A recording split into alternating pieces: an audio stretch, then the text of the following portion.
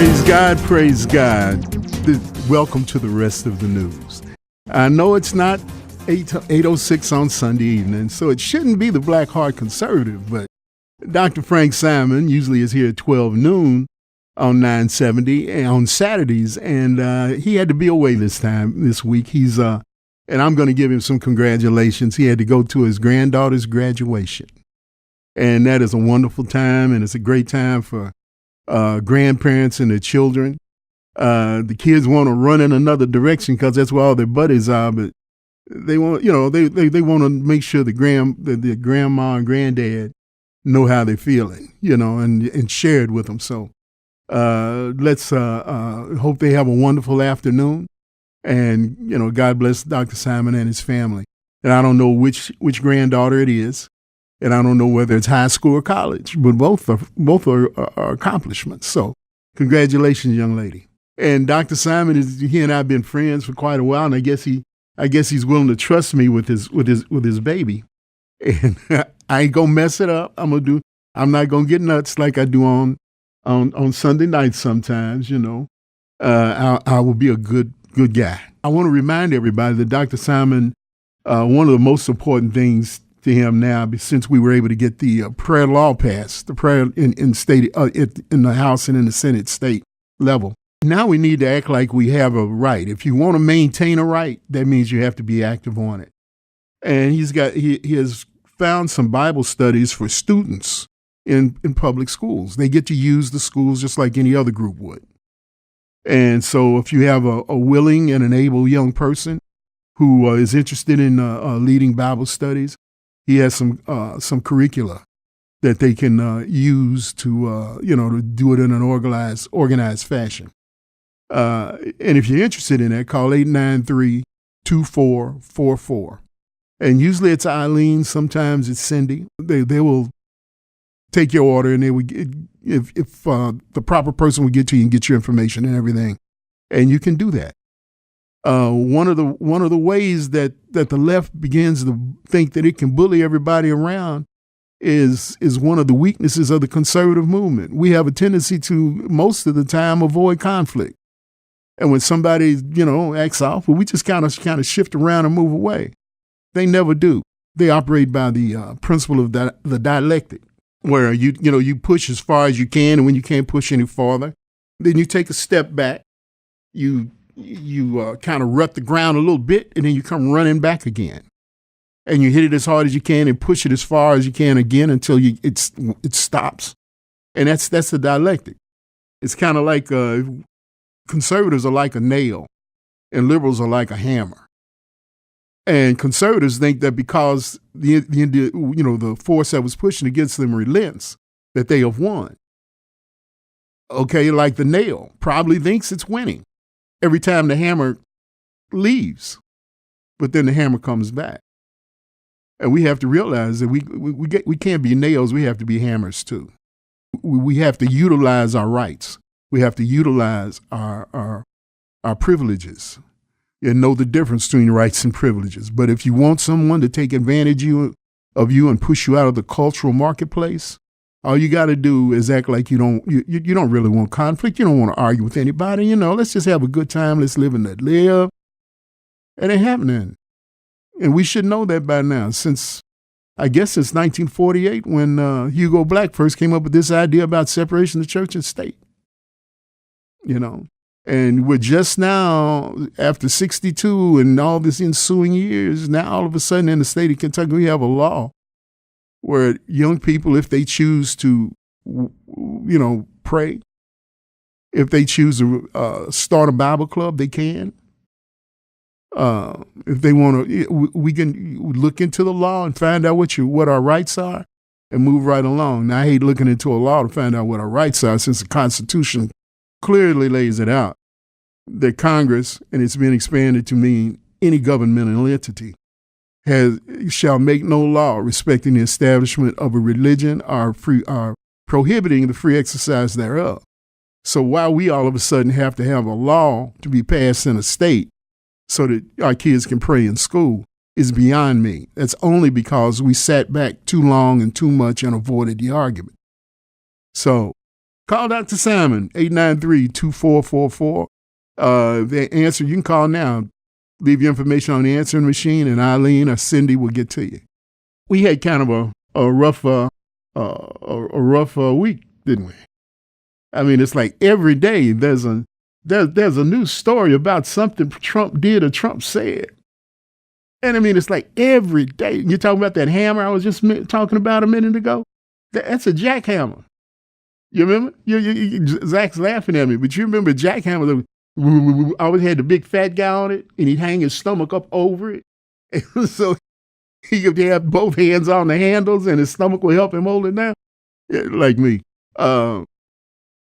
Yeah, that's what they're doing. This is a jackhammer. I remember I had to get a hammer drill. I used to have a house that was born way back that was built in the 40s.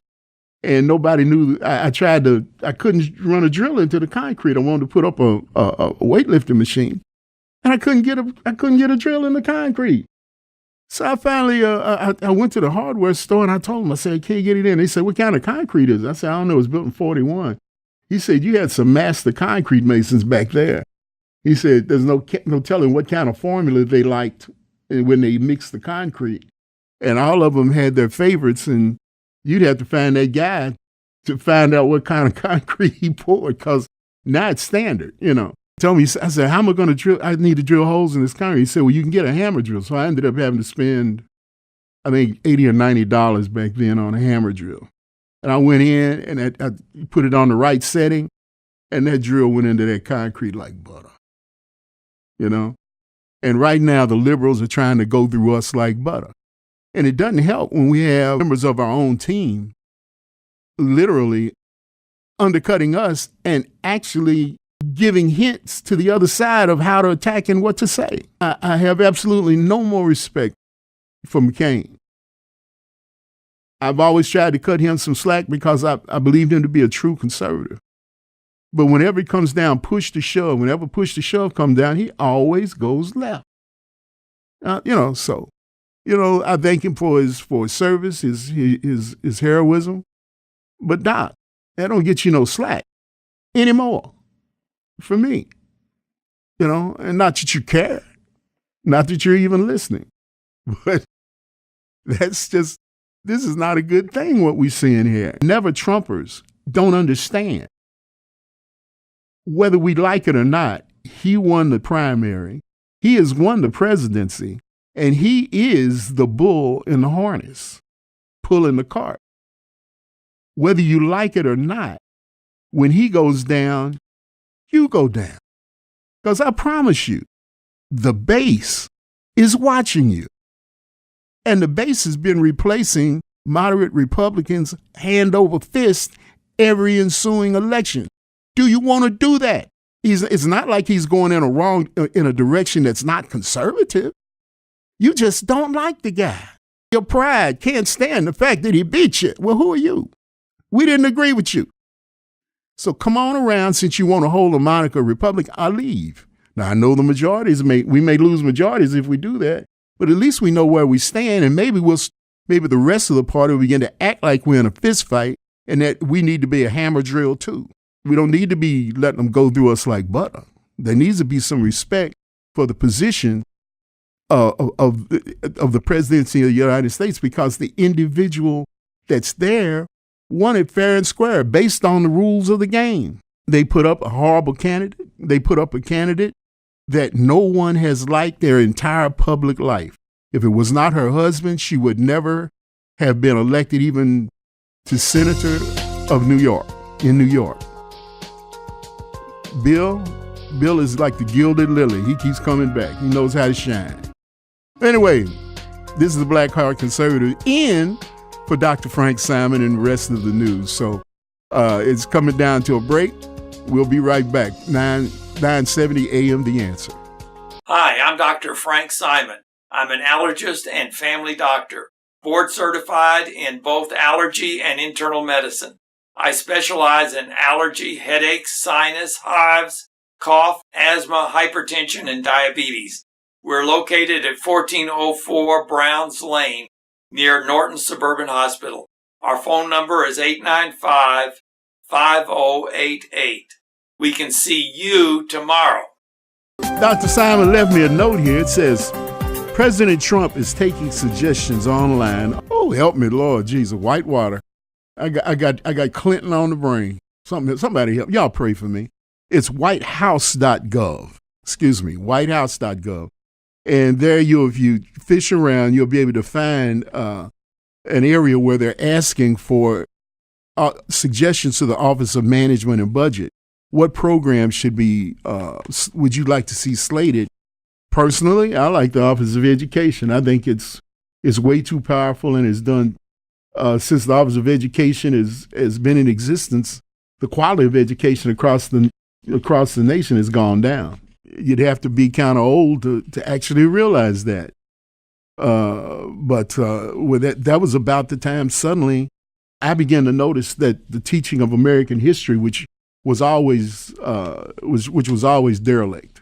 Don't get me wrong, because number one, I'm an African American, and the only place my people showed up was when they're talking about the Civil War and setting us free, and how we gleefully walked off down the road to freedom. It was never a complete history, but they began to literally at this point, I don't even believe, I talk to young people quite often, and they know nothing about American history. They know nothing even about the wall. When the wall fell, that's only 30 years ago.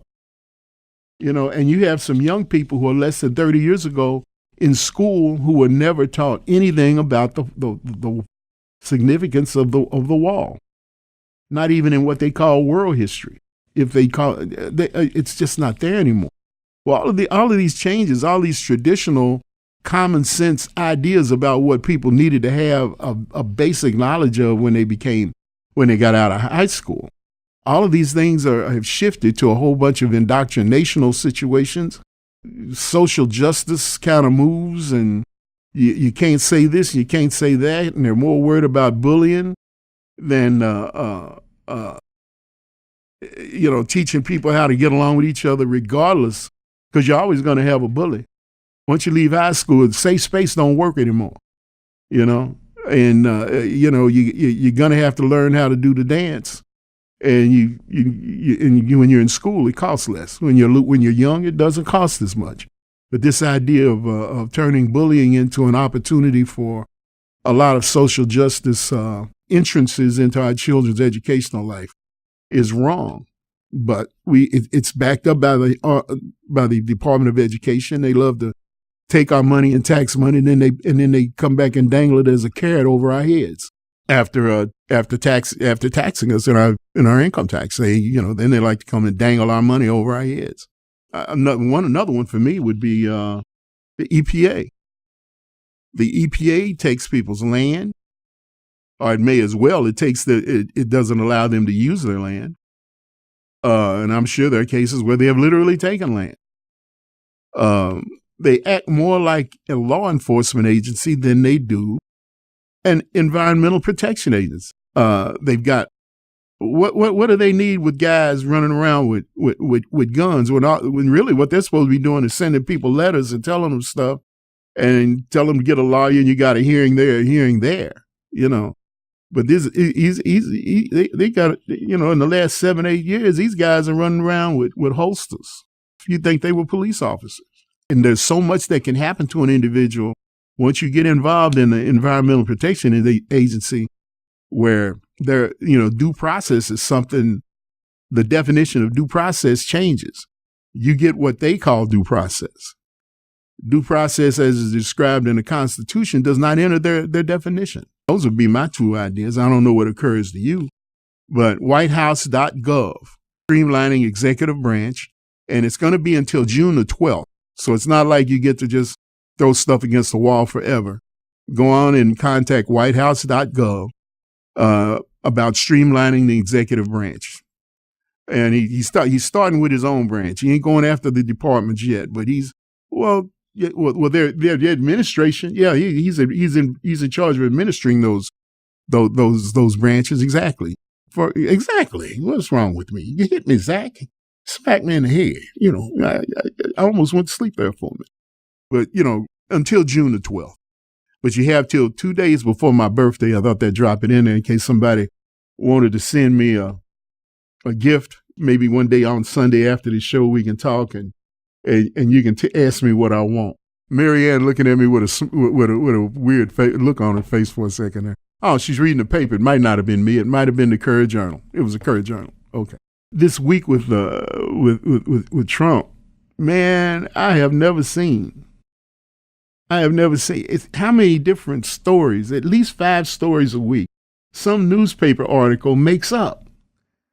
And it sounds so real at first. They drop it in the afternoon. All the pundits talk about it all evening long. Stephen Colbert gets on it, and they turn it into a real mess. And in the morning, in the light of day, after a little time of thought, you start saying, "Are y'all stupid? Why do we keep falling for this? We're like Lucy in the football with Charlie Brown, Every night it's another one, and I expect Democrats to fall for fantasy, but please, one of the things that made me want to be a Republican is that we were smart, Maybe we wasn't the most courageous ones in the world, but we were smart, and we knew a lie when we heard it. But all of a sudden here, you hear one day that there's a memo that said somebody calls a reporter with a memo and reads the memo to the reporter over the phone. Reporter ain't seen the memo, hasn't had a chance to check it out and make sure it's legitimate. Just takes it and writes a story that goes nationwide because it was, the New York Times or the Washington Post? Both of them did wrong this week. Both of them made up some stuff this week. It's always the same formula. There's never any proof of anything. They just sit there and say it authoritatively. You have newsreaders who have spent their entire lives, first in high school and college and so forth, learning how to lie with immediacy and complete believability. And we sit up here and listen because they look so good and they sound so good. And they make it sound, it's so sincere that we believe that that's the truth, And then you find out just by thinking about, wait a minute, it's just an email that came over the transom in the middle of the night to a guy who was probably half asleep from somebody hiding in a shadow in what used to be an old phone booth 40 years ago. And why are we believing this? I expect liberals to believe it, My friends on WLOU on Saturday morning, I know they loved it, But my friends at 970 and so many people out here want to call in and go after Trump because of this latest thing we heard. Come on now, help me, Jesus, glory. We need you. If my people will call by my name, will humble themselves and pray, I swear it'll happen. He'll do it. He'll take care of it. We got to go. 970 AM, The Answer. Be right back. Well, if you want to give us a call, 571-0970, area code 502-571-0970. My friend Zach just mentioned to me about all the people that were so crazy about Comey, and then when he did during his little action in his dibbling and dabbling, he to a degree, I think the way he did it was he gave Hillary an out from being prosecuted, but he kept dropping enough breadcrumbs so the voters could read the breadcrumbs and realize that there's something wrong with this woman and we shouldn't vote for her. So in a way, I give him a little credit for that. Other than that, I've just about had enough of him, and I think everybody else has too. And everybody was crying for him to be fired, Republicans and Democrats, until President Trump fired him. Then something's wrong with him firing him. Everybody can fire the man, but you. And he's the only one that can. That's stupid. If that was your idea, if that's the way you felt about it, everybody could fire him but him, he's the only one that could. And that's kind of stupid. Doc Simon, I'm sorry. I hope I'm not messing with your show. But, we had better get it together. We'll end up with 4 or 8 years of being responsible for what happens in the government. And everybody will look at it and say, ain't no point in ever voting for a Republican again. We got to move. We've got to do things. We need to get the tax bills written. I think we need to also try to build up an idea for a flat tax or fair tax, whatever your choice is. But this complicated system we have now is one of the problems that we're having, even between people even getting along. Our tax system literally pits one class of American against another class of American. And to a large degree, it's the root of a lot of animosity of one layer of our culture and another, one race or another. Because because you have one race that feels like they're pouring out all the money to support the other race or races, and this is America. This is a country where race was more important than water for 250 years, and then for another years under Jim Crow. We have grown quite a bit in these last 50 years, but when you have a tax system that pits racial groups against each other, pits economic groups against each other, classes against each other. We need to get back to that business of removing the things that are destroying us and separating us. We have 8. If we do this right, we'll get 8. We'll get a total of 8 years, and if we do it right, we'll get more. But we have to return some conservative values back to our culture. You can't talk to Trump and expect him to be a purist, because purists, actually, trust me, don't come from New York City. Okay, by this time, New York City has been the county seat of socialism in America for a long time. Okay, you still got people that got rent control apartments from the 1940s, and they pass them down, family member to family member, because the rents on those can't be raised on those apartments. But they've learned how to work with it. They live with it. They live with the highest tax rates of city government. And yet you have this guy come out who's such a good businessman that he's figured out that we're doing a whole bunch of stuff wrong. And even though some of those things will go against his own personal interest, he's ready to get rid of some of this bad tax policy. Let's get together and work on this. You're not going to get another Eisenhower anymore. Eisenhower was a man of his time. We don't have the stresses in our culture that produce the man of such character and integrity. To the point where literally somebody asked him, "How do you get men to go to have faith in your plans and your ideas to go and fight and die for you?" And he says, "I don't." He says, "I get them to understand and believe that what I want is what they want." There's a paraphrase of it. One call. Ooh, I got somebody. David, how you doing, sir? Oh, yes, Rick, thanks for taking my call today. I'm really wondering about just the state of things just in this country right now. Mm-hmm. Just the whole picture in general of the way our communities are going. Is it to where we're just getting so strongly divided that just, a lot of things are going to be made up with all these, newspapers, with this Donald Trump and this, the Democrats not accepting that Trump won the election. So right. Can you hold on? And the media's going to make stories up daily. What you hear that music, we'll come back to you as soon as the break ends. This is 970 AM The Answer. We'll be right back, David. There's something I forgot to mention when we were talking about Comey.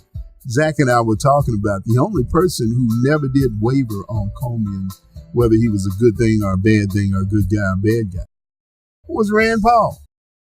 And it seems to me, I think we need to notice this. Rand Paul doesn't jump with every wind of doctrine. And whether you agree with him or not, once he's committed to a thing, he pretty much sticks to it. If he changes his mind, he explains his reason and he don't run away from it. And he's like a pond with a bunch of lily pads with frogs sitting on them. Everybody else, when the water gets rough, they start, slipping and sliding off and trying to climb back on. And should they stay off in the water? Should they climb on? And you're looking, Rand Paul's just sitting on the lily pad. He don't get moved a lot. So anyway, how you doing, David? Are you back? Hey, I'm right here, Rick. Right, thanks for taking my call this afternoon. No problem. It seems like there's just so much going on just everywhere. It's just hard to, give anybody it's like they don't want to give Donald Trump any chance at anything. Nope. I hear you. I figure, I know Donald Trump was not my choice, but I figure, we'll just do what we can. Know that our political system, the way it works, we have cycles and things work that way. And, right. The only thing that scares me is that right now, the way it's going, I'm hearing Democrats that are, and I guess it reports on certain, news media like MSNBC and CNN that's talking about impeachment and, going back to Watergate with Richard Nixon. I mean, it's just getting out of hand. We had this week, we had the special counselor. Robert Mueller? Robert Mueller. I'm trying to think of his title. Well, I think it's special counsel. Right. And he's going to be running around. Was it Chuck Schumer that yelled for that when James Comey was fired? We should remember Lawrence Walsh and his abuse of the system. Ken Starr was a great one, and then he was in too long. Patrick Fitzgerald, who went after Scooter Libby and locked him up for absolutely nothing. They have to send somebody to jail to justify their position and their millions of dollars that they're given to spend. And when they get done, it takes a man or woman of excellent character to just step back and say, we investigated this and we found no crime. One of the things that really bothers me about this situation with Trump, when you actually, most of the stuff they're accusing him of, all the stuff they're accusing him of, if you actually break it down, there is no crime there. If there was a crime for going after Bill Clinton, right. there was an abuse of a sexual abuse of an underling.